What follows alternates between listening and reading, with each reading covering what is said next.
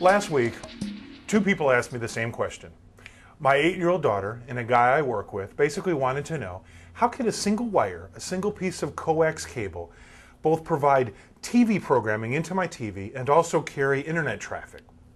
How does that work?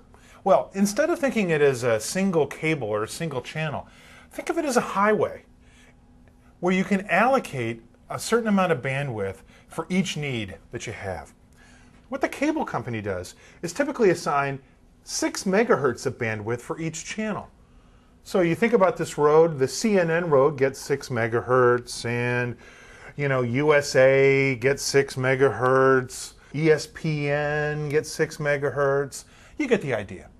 Specific allocations. So you have separate bandwidth channels within this cable.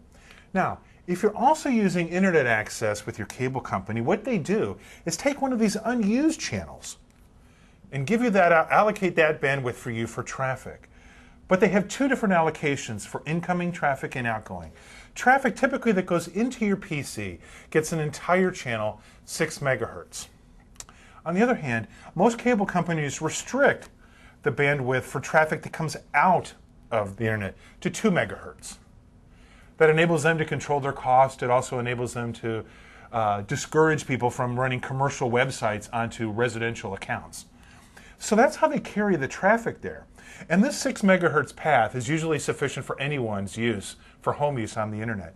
You have to remember though, just because you've got 6 megahertz coming from the street into your house doesn't mean you're going to get that much when it comes in. Because even though they've allocated this whole 6 megahertz, you're sharing internet access with everyone on your neighborhood that's riding that infrastructure.